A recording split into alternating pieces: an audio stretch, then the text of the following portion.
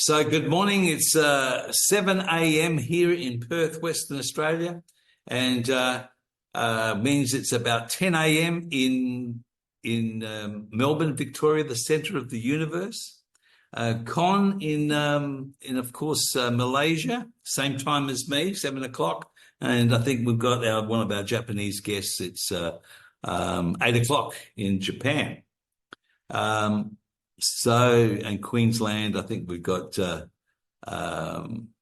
few other people. Queensland, different time zones. I don't know. It's all very difficult here in Australia. Some people have daylight saving and some people don't. So we've got a few people coming on this morning. For those of you that are guests, and if this is your first time, I'd like to welcome you to our Saturday morning Real Talk. And what Real Talk really is we discuss some personal development ideas and different things that can help you achieve your goals. It is part of our Healthy Living International group, and we've got people from all over the world that actually come in. We do record this, and the reason we record it is that we're recording it for some of our people that, of course, it's like maybe 3 o'clock in the morning for them. So welcome. And we've got Sabian Put. Hello, Sabian. Welcome to our call. And Ixtaomi, welcome to our call. Okay, so we've got a number of people. I'm going to hand it over to everybody a little while. Let me just mute you for a second there. It's any background noise. Okay. Normally my partner or business associate, Mr. Wayne Levy, normally conducts this. He does an incredible job at coming up with some different ideas. Those of you that, of course, can see me, I do have 7 o'clock in the morning here in Western Australia. We actually do have some I've got the sun streaming in the windows. I've got some shades cut. I'm trying to work out where this glare is coming from. I think it's reflecting off of some surface in here. So please, bear with that, I suppose. Okay. And as I mentioned, my business associate, Mr. Wayne Levy, normally conducts this. A number of our leadership are meeting together live. So we do these on Zoom. We also do live events. And at the moment, they're doing a lot of the leadership are conducting a live event. And Wayne actually is on stage this morning at our live event in Adelaide. So, but in any case, I'm here today to work with you. We probably will go for around about 40, 45 minutes. Unless people have got a few more questions. So those of you that don't know me really quickly, because we actually have some guests, international guests that come on here that maybe not part of the group. As I said, my name is Kim Broemer. My background is I never did well at school. I chose, I actually failed every subject in year 11 except geography. So, I normally make a joke that I can't count, can't spell, but I know where I am. And I was very lucky. I was brought up in a European, family. My mother Greek, my stepfather's German, and they came out here they were immigrants to Australia. So they had that concept of, we're going to come to a new country, the land of opportunity. So they looked at things as, okay, we're going to get a job, but I want to get my own business. I want to do well. So they actually transitioned into business when I was very young. So I watched them in tradition, in business. So that was always, imprinted in my own attitude. So I was always looking for. I didn't want to go in and get a job. I did get a few jobs in the early stages, but I was very lucky. I had a few early mentors that pointed me in the right direction, and I became a businessman and fairly successful over the years. One of my mentors, Jim Rohn, world-renowned business philosopher. I was involved in personal development back then, and I sat down with Jim and I said, Jim, I've got my journal here, okay? And by the way, for the brand new people, if you haven't got a journal, it's important to maybe take some notes this morning, because no telling what you're going to hear that might change your life. Jim always said that, if life's worth living, it's worth recording. And I've got journals that go back many years I sometimes, instead of reading a book, I'll go back and reread one of my journals and pick up ideas that I've had and maybe haven't implemented. So important to keep a journal. I said, I got my journal here, got my goals here. How come I'm not rich? And he said to me, Kim, have you read The Richest Man in Babylon? I said, yes. He said, well, I've read it 13 times. How many times have you read it? He said, have you read Think and Grow Rich? And I said, yes. He said, well, how many times have you read it? I said, once. He said, I've read it 13 times. He never answered me. He always kept it like, what that meant was, hey, I got to go back and read the books, and I got to do it over and over again. And in my early teachings and early learnings, I found that, repetition is the mother of all skill. So it's important that, that's an important phrase to keep. Repetition is the mother of all skill. Everything that we've actually learned, we've either done it through repetition. I was thinking of my 9 times tables at school. That was one of the hardest, was because I repeated it over and over and over and over again. So personal development means different things to different people. It was one of the things that actually helped me. I studied personal development. In other words, for me to study personal development was reading the books. And, if you're really, I actually have a list of all the books that I've read, and I keep on adding to it. And if you're interested in what personal development type books I've read, reach out to me and I'll get you a copy of some of the different, books that I've read. And it's important to go back and reread them, because here's one of the magic things that happen is that you're in a different place when you go and read it the second time. You've experienced some new things. So sometimes you go back and you have a read and you go, what? Where was that? Where did that come from? That wasn't in my book before. And okay. And again, my books are underlined. They're, they've got, highlights in them with the highlighter. And then I actually transfer some of those into my journals and also into my repetition of what I want to become. And I've found that, personal development, some people think personal development is just reading the books. Personal development over the time that I've spent is that it's the ability to overcome roadblocks and obstacles in pursuit of a personal worthwhile goal. So it's your ability to overcome the roadblocks and obstacles. And that's where personal growth comes in. Once you've overcome that, then you're grown. That's the personal growth. So it's the ability to overcome roadblocks and obstacles. And many of us have had different roadblocks and obstacles that we've come across, and we've overcome them. And that's where our growth has come in. But, this session, really, Real Talk, is just let's get some real talk down and work on becoming who we want to become on purpose. Now, what I mean by on purpose is there's many people out there that I call they're sleepwalking. They're the sleepwalkers. I don't know. I mean, to me, in our business, in our, we're talking to new people all the time. And, in doing that, we're going, well, how come they can't see what I see? And, it's one of those things. To me, a lot of them are sleepwalkers.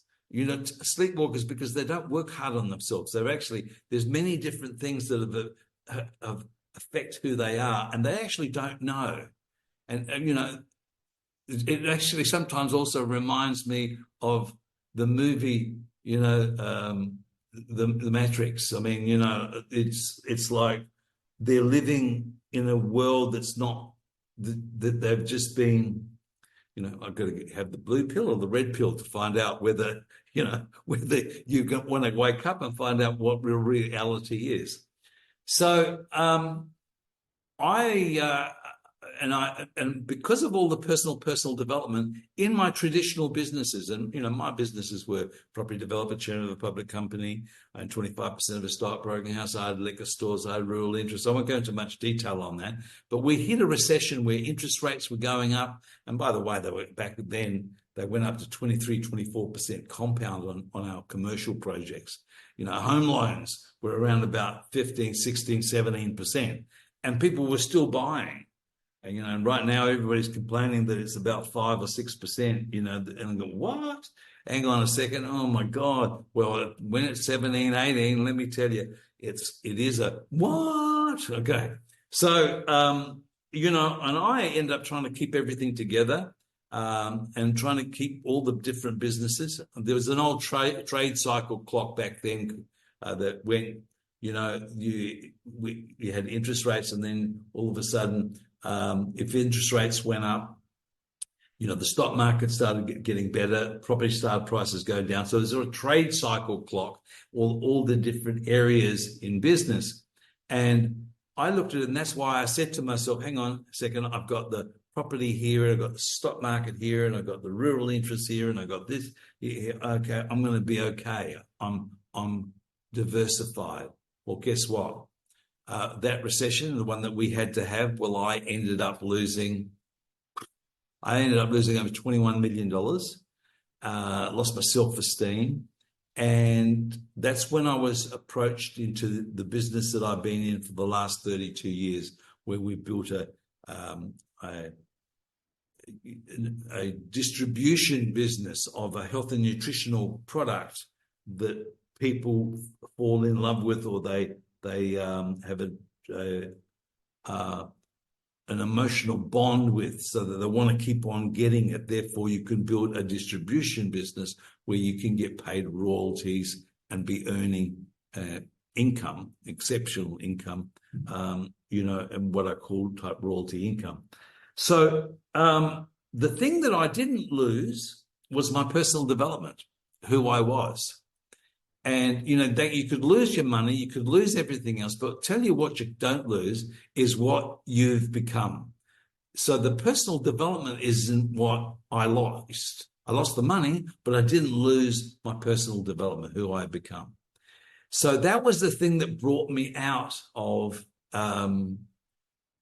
that financial crisis. Sometimes people put all this, we put our, we say, well, if I had the $1 million, well, then I could do these unbelievable things. Well, hang on, you need to become the person first to get the money. And we've all seen the stories of people that have won the lotteries, and then 12 months later, it's all gone because they weren't able to handle the money.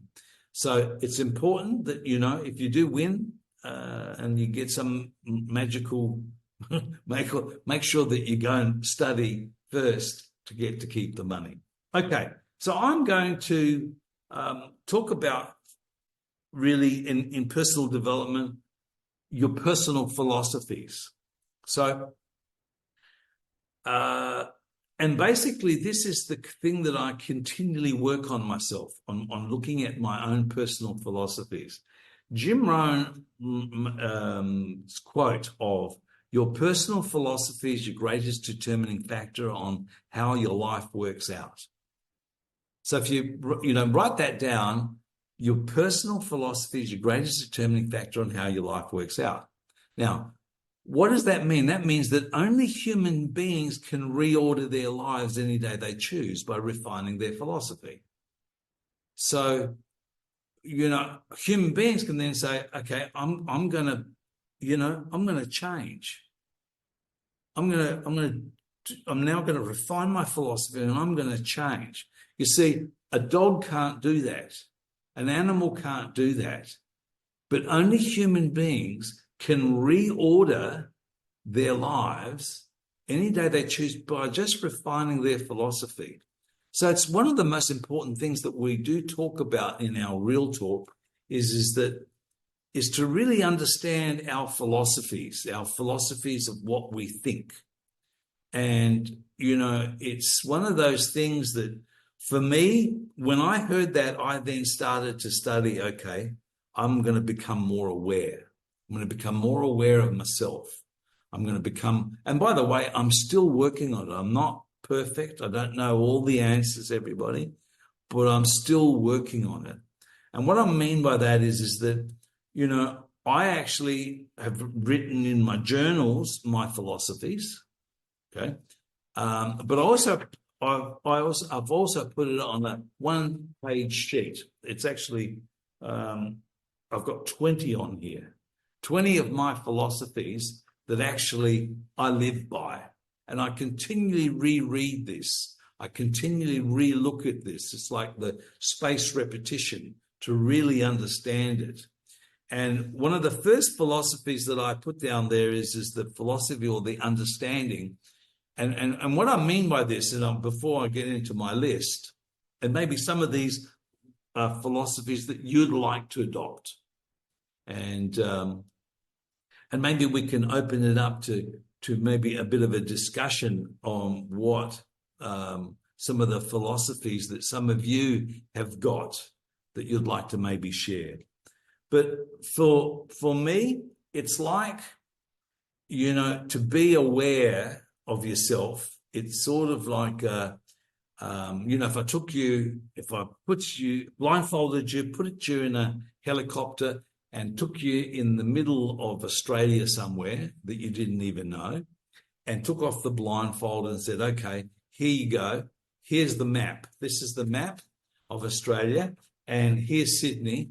Go to Sydney.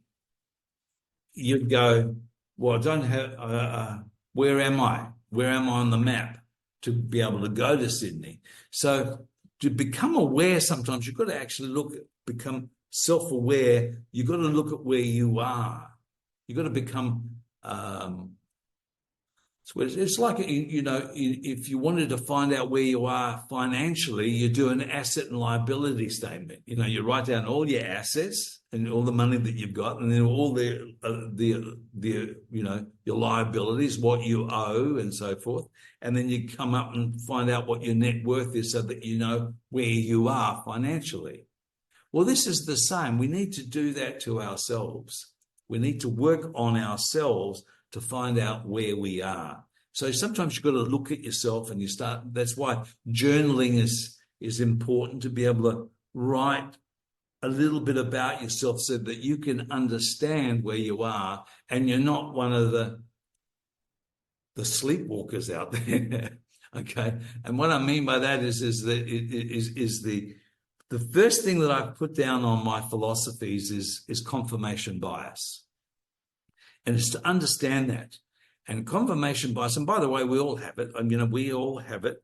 But once you have a view of how something works, whatever it is, you embrace that information that confirms that view, and you're only looking for information that confirms that same view, and you outright reject all other information.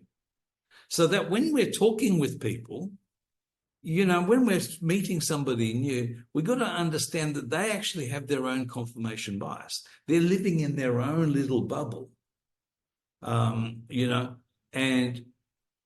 it really comes back from, how you were brought up. It's, I think I wrote down a little bit earlier here. It's also that becomes part of your subconscious mind. They do say that we are conditioned by the age of 7.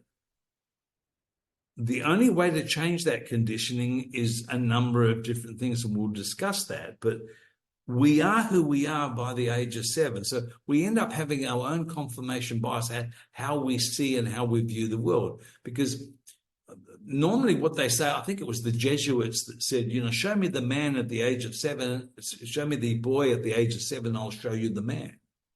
So based on what, we were brought up, because in the beginning, we're like this little baby that's, this human being is probably a 10 out of 10. I call them a 10 out of 10 because of, whatever you believe, the good Lord, your infinite intelligence, whatever it is, created only 10s, okay? And it's like a computer without a program. And that can only work by looking at what's happening. In the beginning, you're hungry and you want your nappy changed and, all those different things. So you work out, hang on a second, I'm going to just yell, and somebody's going to come up and change my nappy. Okay. So, if I yell, I'm going to get some food. Okay. And then a little bit later, you start working out how life is, what your parents are doing, what your siblings are doing. And you start to look and copy and mimic. We're sort of mimickers and we copy these things.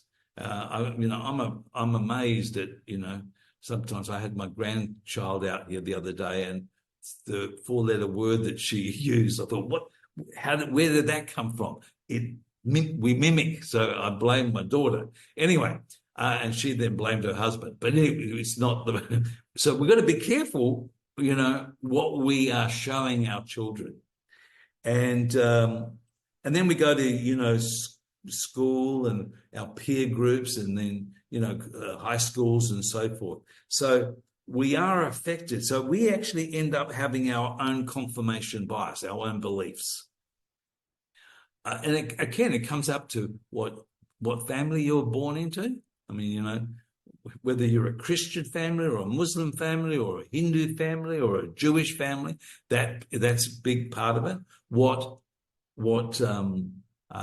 politics your family believes in, again, affects that. So we're affected by all these different things. So now when we're out and talking to people and we're actually asking a lot of questions, really just to find out who they are and what they believe in. Because most people out there, they've been sold get a good job, get a good education, get a good job, you'll be set for life. Well, we know that sort of confirmation bias doesn't work anymore. So we need to help people, overcome those. And some of those, they're not going to change. Jim Rohn says, for things to change, you've got to change. So if you want to change, you want things to change, well, you've got to change. You've got to, for things to get better, you've got to get better. So you just got to get better. That's why it's important to work harder on yourself.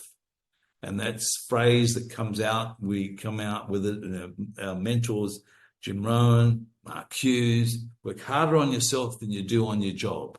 And if you did that to become the person that you wanted to become, you're then able to do extraordinary things. So number one is, how do you overcome your own confirmation bias? Well, number one is this, that you got to stop it. You got to, first of all, stop it. It doesn't matter where you are.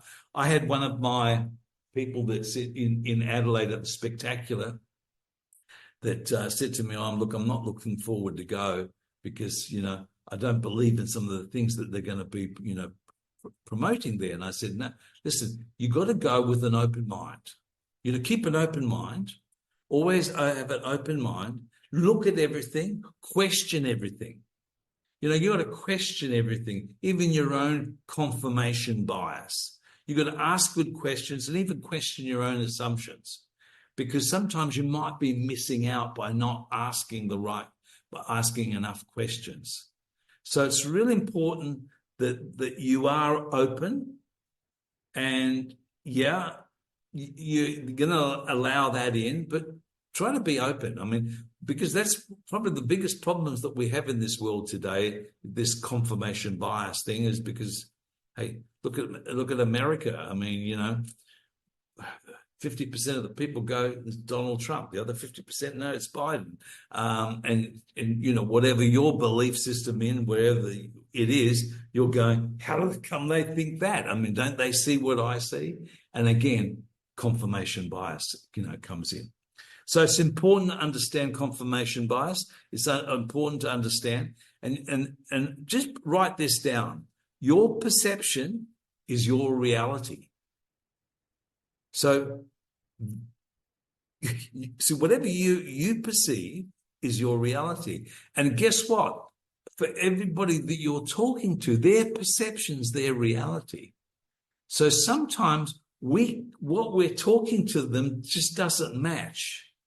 That's why I do a lot of, if I'm going to be, looking for a new leader in my business, I'm actually asking a lot of qualification questions, because I know that I can't make them change unless they want to change. I can't make them do anything unless they really want to. And, it's no more, the old school of, okay, I can be, get all these sales techniques, and say all these great things and then roll my pen down the desk so that they go, oh, and then nod, and then they will nod, and then, they will do what I say. Oh, hypnosis and so forth. Hey, no, you can't make people do anything. I mean, people are going to do whatever they're going to do. And all that you can do is ask good questions. Instead of trying to push them into something, it's like you want to pull them in. It's like a piece of string. If you push a piece of string across the desk, what do you get? It just crumples up. You can't push a piece of string on the desk, but you can pull it and it will come.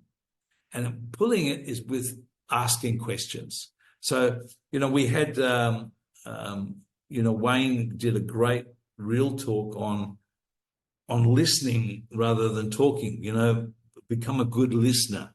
But in that same process, become a good questioner, ask good questions. And I remember I learned that very early. I think when I was 16, I went to my first dance. And, you ask a girl to dance. Back in those days, they didn't have, discos and things like they have today. But back in my day, all the boys would hang around we were actually used to smoke then too, because it looked cool if you had a cigarette. So you light up a cigarette and you act real cool. And then you go up to a girl and and you ask them to dance. And if they said yes, you go, I just lit the cigarette. So you got to put that out and then go and dance. So, but in the dancing and when the bracket or when the stop, you'd be, if you start talking about yourself, I'm this and I'm that, what I do and everything else, guess what? Girl run away from boy. And what I found was, don't talk about myself, ask questions. So, do you go to school or do you work? I mean, that was back, in those days. So, the more questions that you ask, guess what? They left and go, wow, that's a really nice person. I really liked him. They know nothing about you, but you know everything about them. So ask good questions. It's one of those things that, like I said, write this down. Your perception is your reality. Sometimes we think that, everybody's thinking about us. We think that, well, no, the world revolves around me. And you think everybody's looking at you. Well, guess what? They're not, because they're looking at themselves. They're only thinking about themselves. So don't worry about what people think about, because they're only thinking about themselves. Very quickly do they forget what anything happened. I've worked that out. By the time that you get to my age, you'll go, nobody's thinking about you. They're only thinking about themselves, their own problems.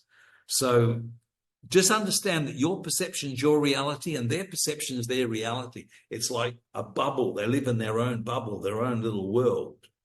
And so sometimes to break that bubble is to really get in to find out a little bit more about themselves and find out what their reality is and how they see things and how they want to see things. And, sometimes I ask people, so tell me what your goals are. What do you want out of life? Because people don't ask that question. People don't ask, what do you want? Tell me. What's your biggest dream? Because all of us, I know, I did, but when I left school, like at the end, and when I went out a couple of jobs and then I became my own boss when I was 19, I was going to take on the world. Look, I had these dreams. I was going to, unbelievable. I was going to be, oh, this is going to be fun, and all of a sudden you get to hit your head a little bit.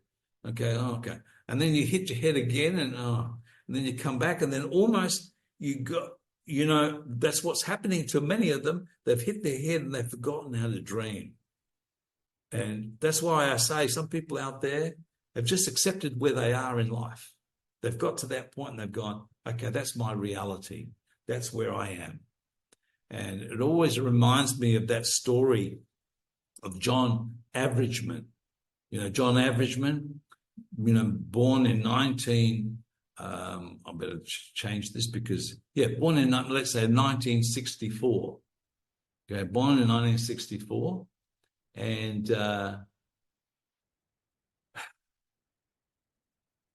died in 2000, but buried in 2035. Now, hang on a second. How can he die, but they buried him later on? Well, he died because that's when he stopped setting goals. That's when he stopped visualizing, stopped having a vision of the future.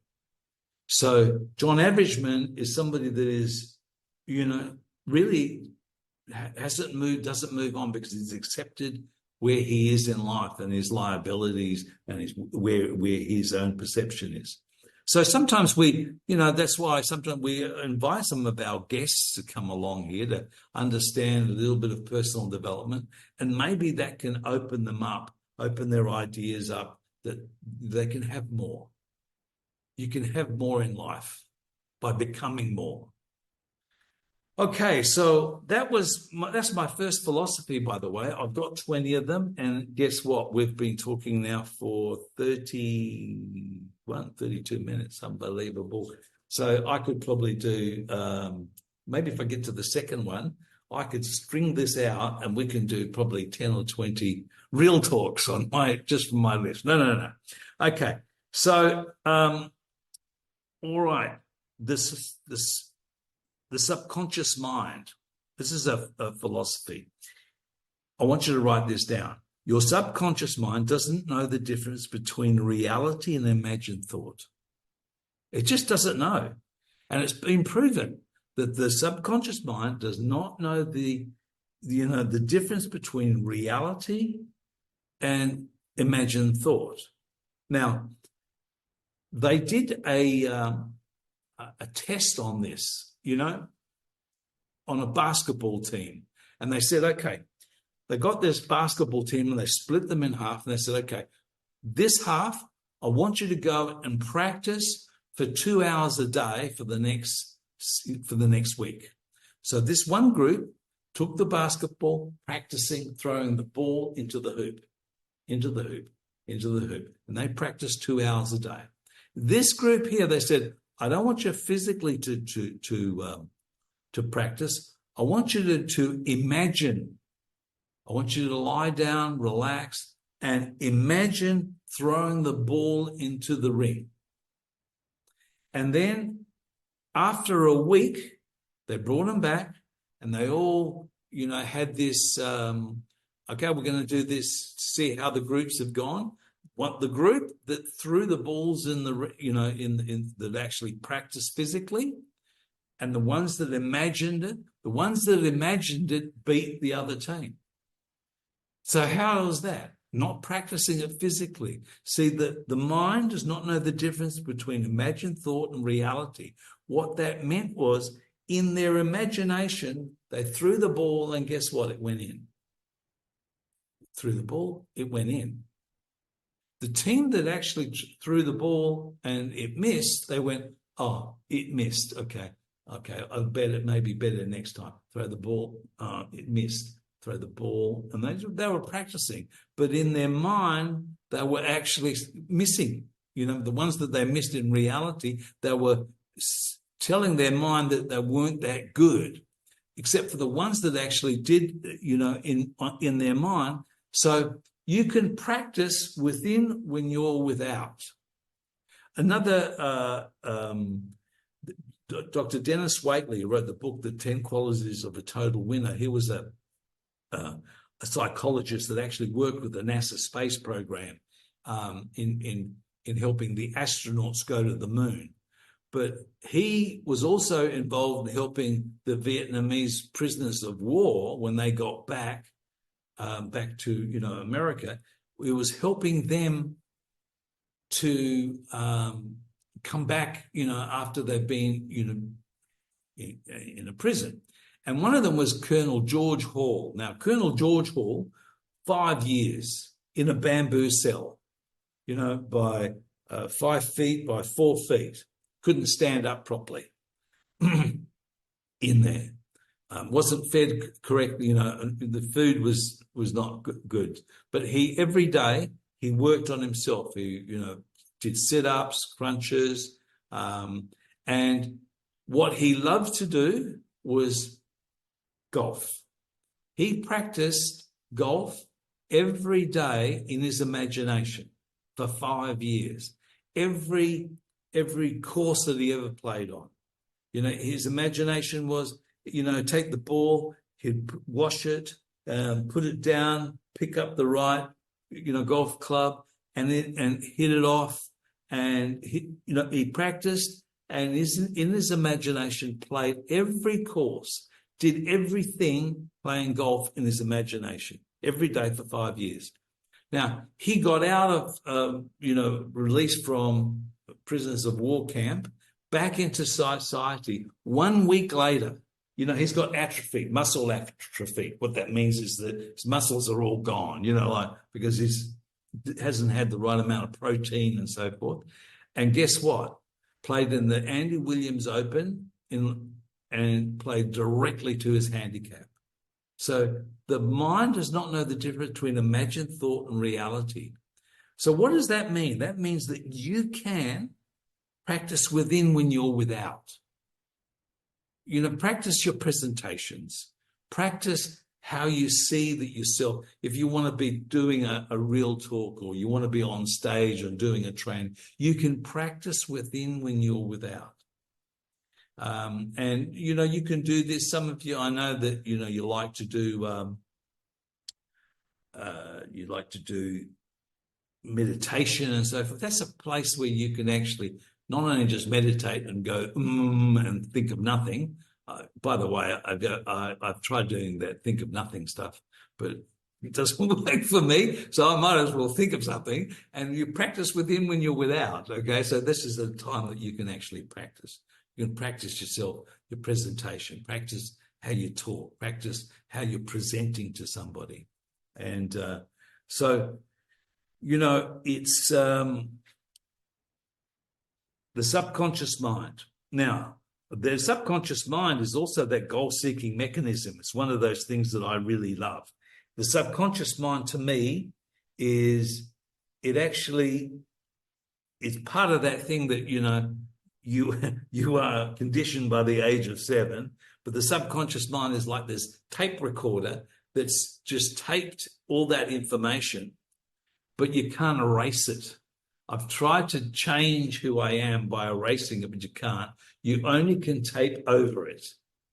Sort of like if you imagine, a glass of, well, let's say you had you've probably seen this before, where they get a Coca-Cola and put it in a glass, okay, and because it's black, and then they just put cold water in it and keep on filling it up with cold water. Guess what? Then the Coca-Cola goes out and it becomes just water. Why? Because it's the same with negativity. If you've got negativity in there, the only way to get it out is to put more positives in.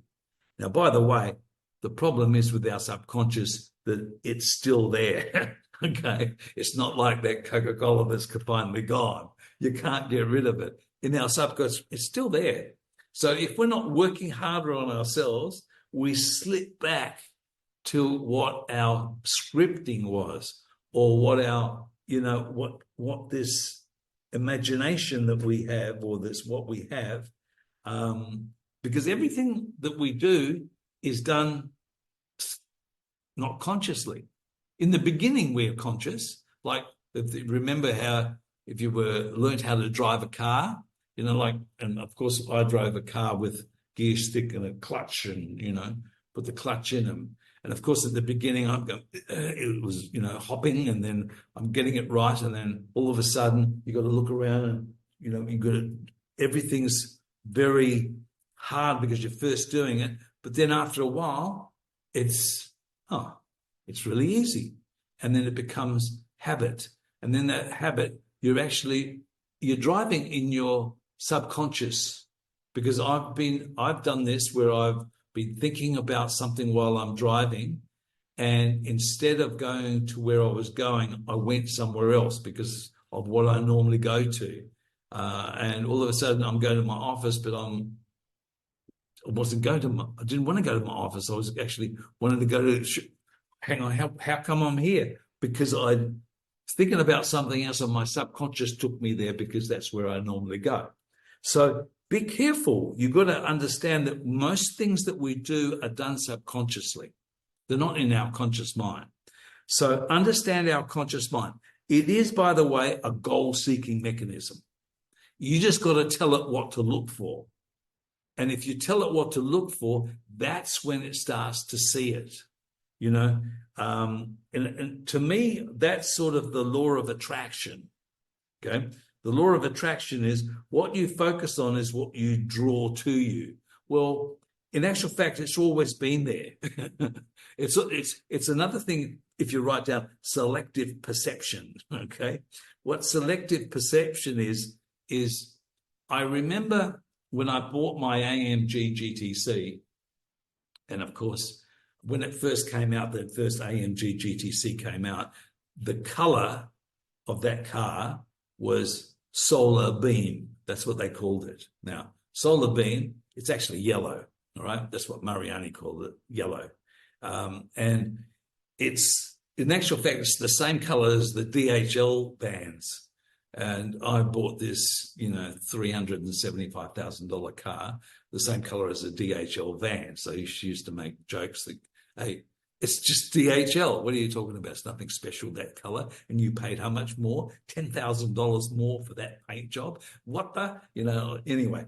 But when I first bought that, and I sat down with the salesman, he said, this is the color. This is the color we've actually put for the AMG, GTS back then. And I said, okay. And I was a bit wary of it because a yellow car, I've never had a yellow car. I've had blue ones, I've had black ones, I've had silver ones, but a yellow one, that's like, I think it was, there was a cartoon series of a little guy. Anyway, he had a yellow car. So it's like, oh my God, I'm turned into this, Anyway, so I said, okay, I signed for the paperwork, I signed for the car, and I got a little model of it, and I put it up, and I'm visualizing my goal, visualizing when it actually arrives, and when I finally had it. And, I drove it out. And guess what? Selective perception. I could see that color everywhere. DHL, the lamp posts, the traffic light poles, the same color. All that color was everywhere. I didn't see that color before, but it was everywhere. So all of a sudden, that color is everywhere. That's what we call selective perception. So that's also the law. That is, to me, the law of of attraction. It's the law of attraction. The law of attraction is it's always there. We think it's this mumbo jumbo thing that if we do the law of attraction, it will come towards us, the things that we want. No, they're always there.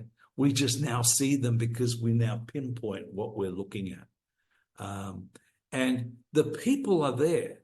The right people for our business are there. We're just not seeing them because our perception is selective. We got to open up and look at all the different people out there, because we're walking past the new leadership that are going to help you change your pen and change your financial future.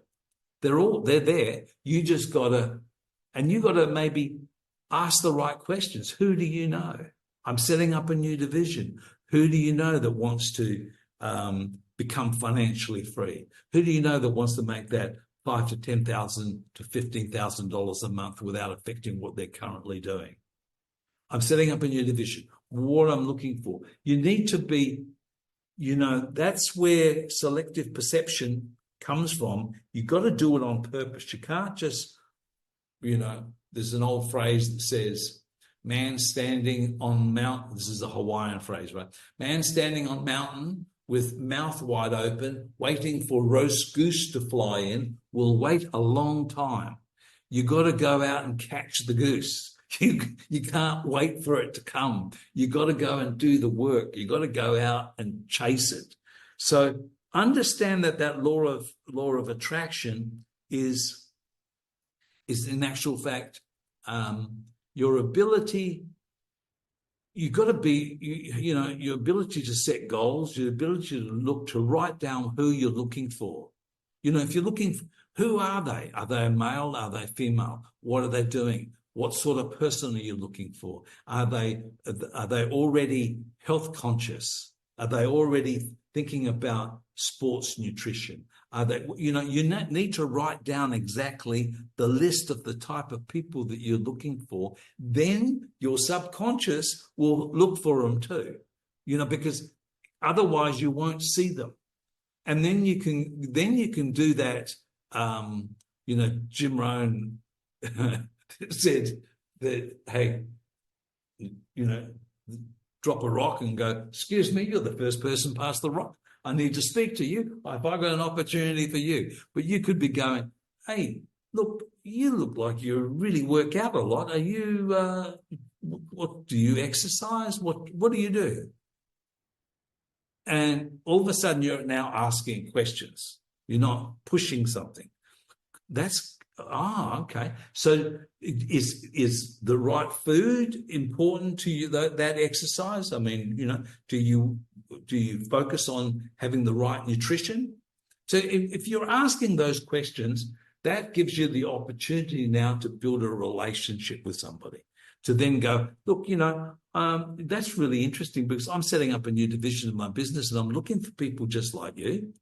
Maybe this is not the right time, but maybe we should catch up and have a coffee. Let's connect. What's your favorite social media? Let's go. Instagram? Okay, let's catch up. And what's your Instagram? And just give them the phone and put it in. And I always take a screenshot of their name and so forth, so I know who they are, so I can go back into my list of people, so that I can then chase them up and send them a little message and so forth. So it's the law of attraction. And this also works with one of those key things that I've mentioned many times in maybe my goal setting books and so forth, is the expectation.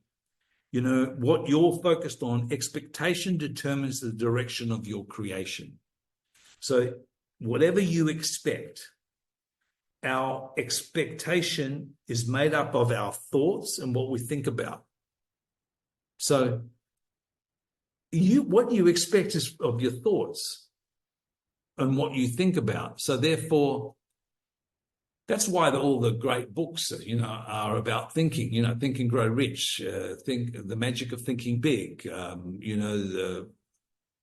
As a Man Thinketh. All those books are coming back to how you think. And that's when, you need to catch yourself sometimes, because we start to talk down to ourselves. Oh, I can't do that, or why is that not happening? And we start negatively thinking. We need to go, stop it, slap yourself. There's an old, I forget now the name of the character, but it was a comedian that was a man out there is a psychologist, and it's on YouTube. Maybe you can sort of, psychologist interview. And anyway, so he's a comedian, and he had this girl that came in and she said, I have this problem. And he said, okay, I can fix that. I can give you, uh, 3 words that will fix that. And she said, oh, okay. I said, but, and anyway, she told him, and he said, okay, stop it or I'll bury you alive in a box. That was his answer. Just stop it.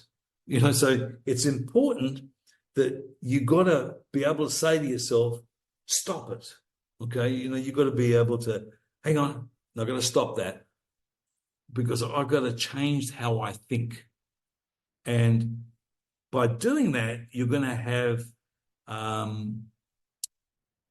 that ability to then have different expectations. Then you can start to say, okay, no, I can't help the way I feel, but I can help the way I think and act. So I can change the way I feel by just changing the way I think and act.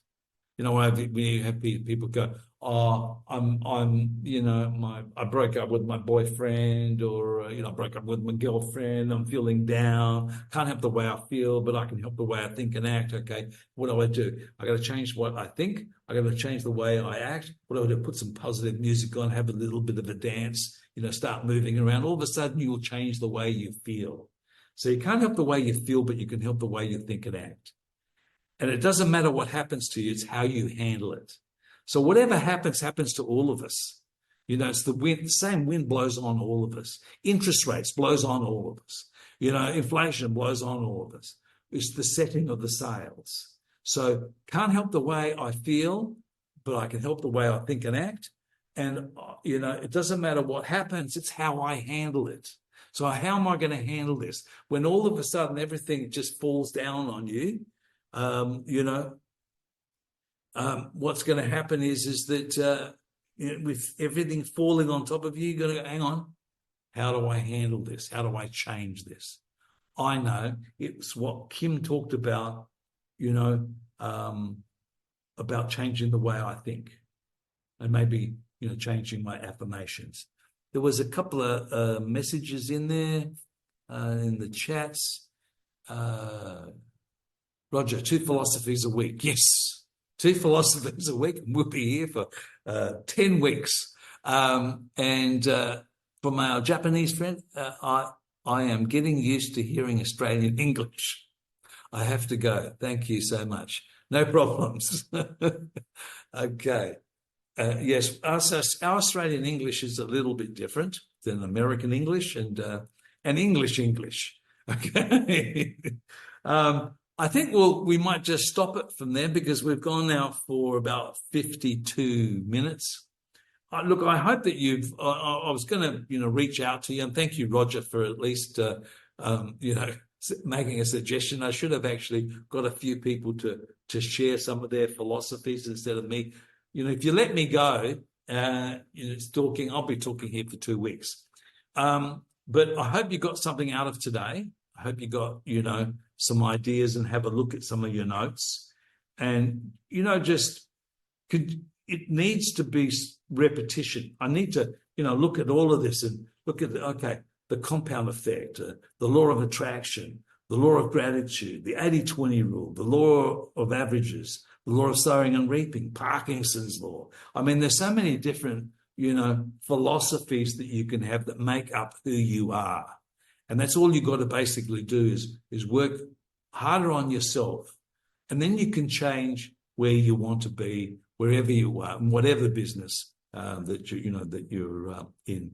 So, thank you, everybody. And don't forget, we've got our Tuesday, Thursday, and of course next Saturday we'll have Mr. Wayne Levy back here again, I believe.